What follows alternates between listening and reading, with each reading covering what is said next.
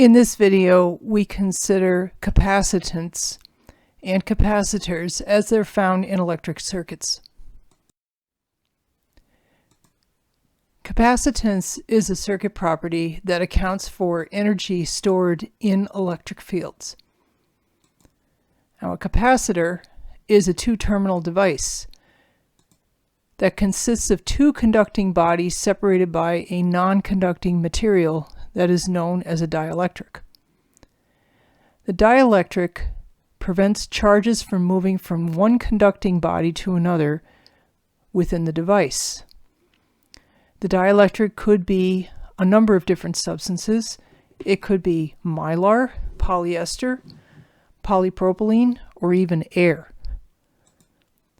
This is an example of a capacitor. It consists of two conductive plates that are separated by a dielectric, and this is known as a parallel plate capacitor. The way that this looks, it looks a little bit like a sandwich. The conducting plates are typically metal, and the idea here is that they're separated by d, the distance d, and they are always parallel to each other, and the plates are immediately one above the other. D is an extremely small distance.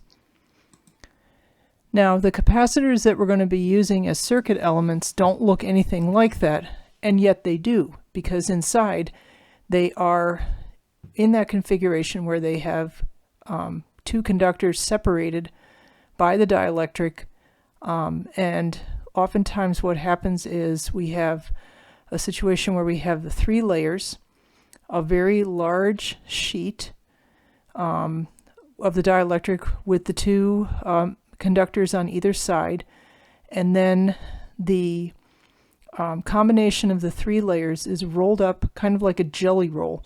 Now, in order to make it small, of course, we have to make it so that the conductors are both coated with other insulating materials to separate them. And then the dielectric is, the conductor, dielectric, conductor sandwich is rolled up and then inserted into a capacitor, and then it has the two wires coming out to act as the terminals to connect it to other components in the circuit. So now let's talk about capacitance and how it works. On the right, you'll see a figure that shows a parallel plate capacitor, and on it are charged particles on the upper and lower conducting plates. Now, in most metals, current consists of moving electrons, and the conventional current flowing downward represents electrons flowing upward.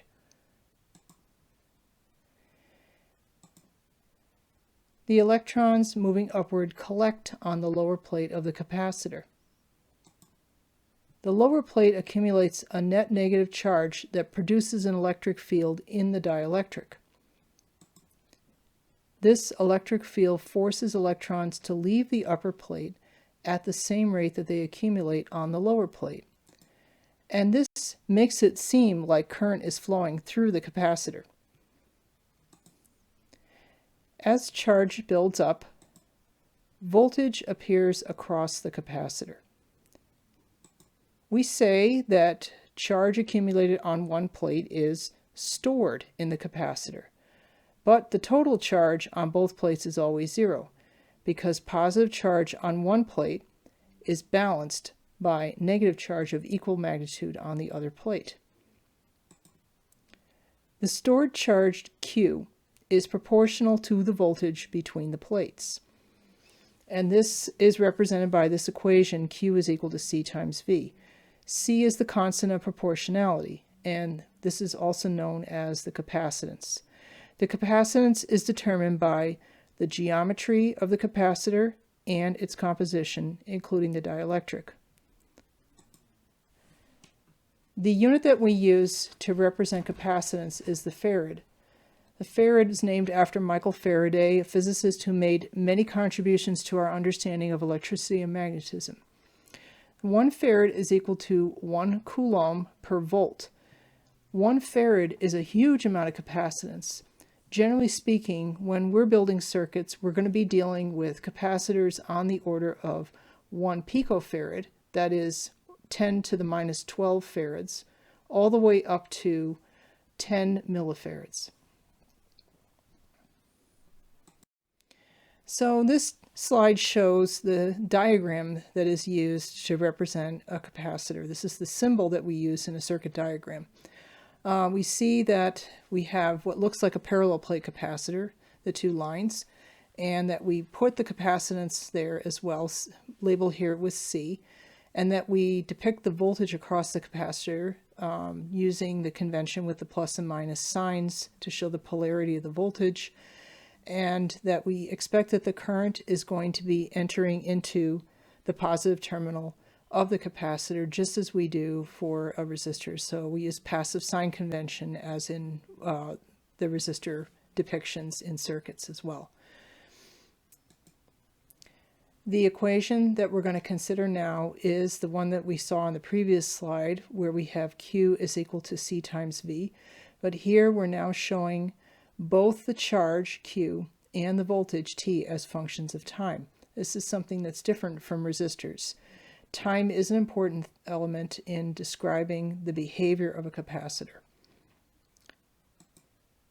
Now, if we take the time derivative of Q and the time of both sides of the equation, that means we're left with dq dt, take the derivative of Q with respect to T, and then C, of course, is a constant, and then we take the derivative of the voltage with respect to time as well.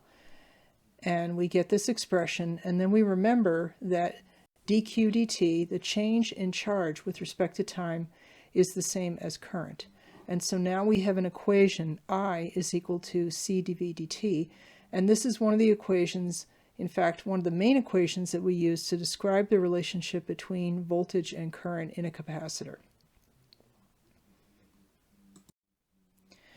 So let's now consider what happens when we have a capacitor in a circuit. Now here is a circuit diagram that shows a voltage source and then a couple of resistors and a capacitor all connected to each other. And we've marked the polarity of the voltage source and also the current flowing through the capacitor as I sub C. So taking the equation that we started with, the current in the capacitor itself, we expect to use this equation, I is equal to C dV dt, to describe it, the voltage being not the source voltage necessarily, but the voltage across the capacitor. Now, if the voltage, the source voltage, is constant, then we expect that the change in the voltage is going to be zero. Okay? And that means that if the change in the voltage is zero, that means the change in the voltage everywhere for every voltage in this circuit is also going to be zero. And if that's true, that means that the current that's passing through that capacitor is going to be zero. So we can think of the circuit as actually being configured this way.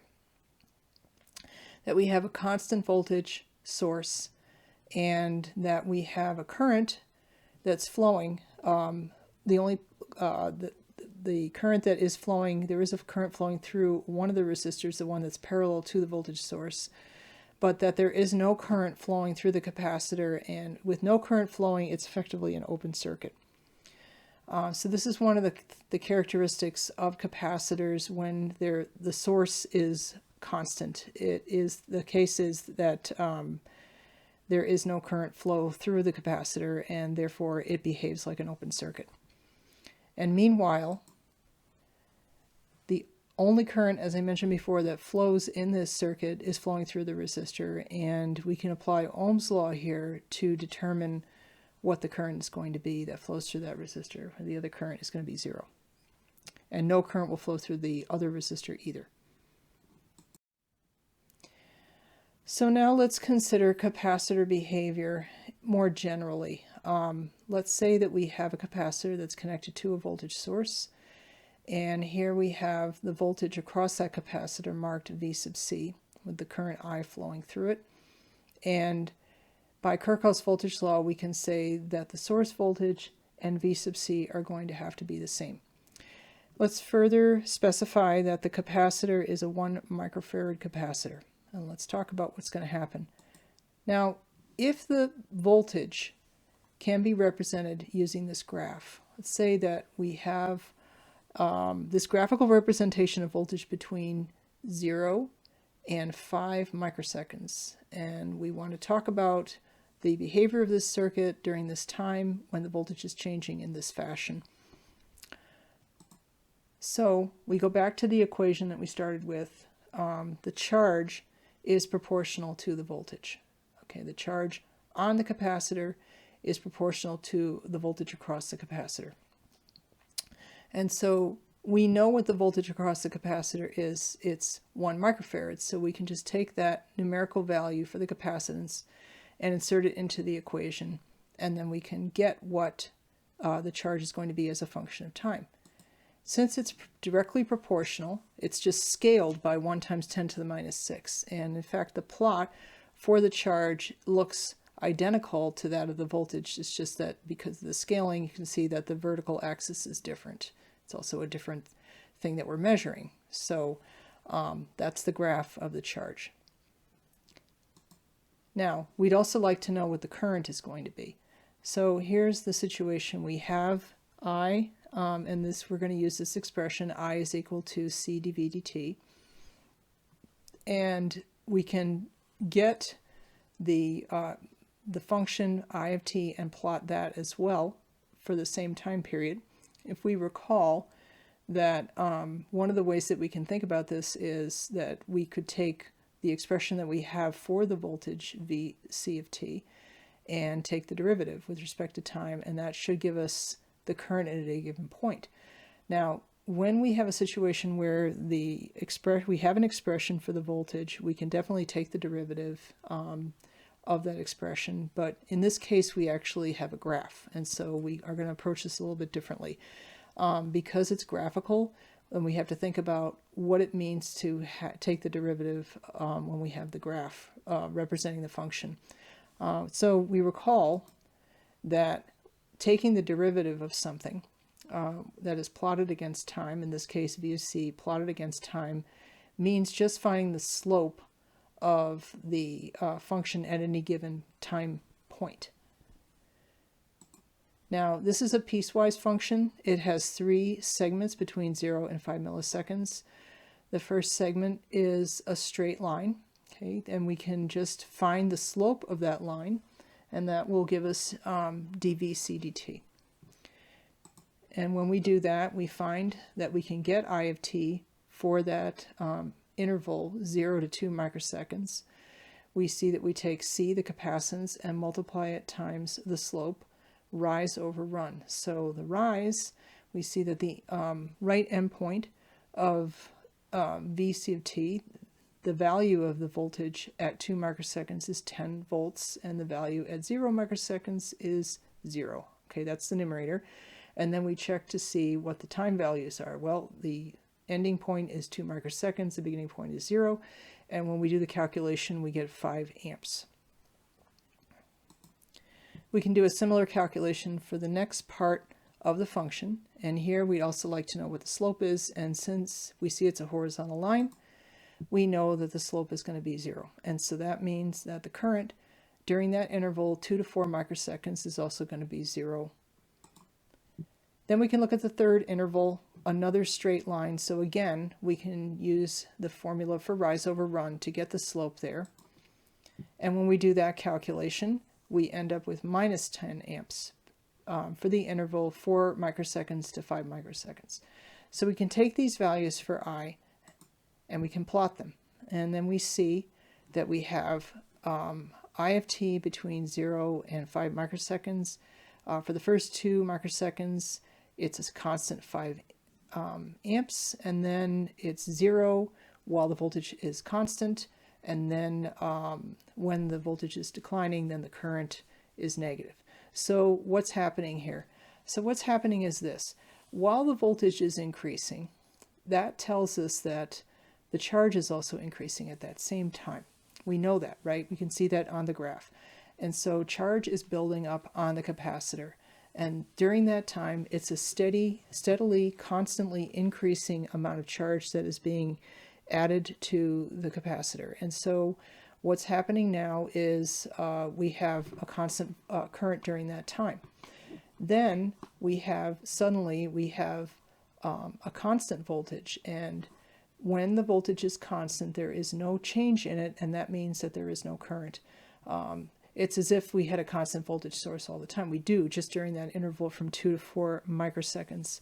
And then that just means that whatever charge is accumulated on the capacitor is going to just sit there during that time. Then after that, the next thing that happens is the amount of charge starts to decline, and the current becomes negative, which means it's flowing in the opposite direction from how it's marked on the circuit diagram. So the initial phase is the charging up of the capacitor, where charge is accumulating on the capacitor. Then the charge is being held by the capacitor. And then the last part is where the capacitor discharges and the current flows in the opposite direction. So really what the capacitor does is it stores charge, it stores energy in it. You can think of it as being like a sponge. It will hold on to charge, you can build up charge on it, and then you can discharge the capacitor and have the energy that is temporarily stored there flow into other parts of the circuit. The capacitor, unlike the resistor, does not actually dissipate energy. It holds onto and temporarily stores energy to be used by the circuit at a later time. And that's the difference between the capacitor and the resistor. It does not ever have negative charge on it. It can have no charge on it. It can have no energy in it. But it can never have negative amount of energy. So it's either zero or some positive amount of energy available to the circuit at a later time.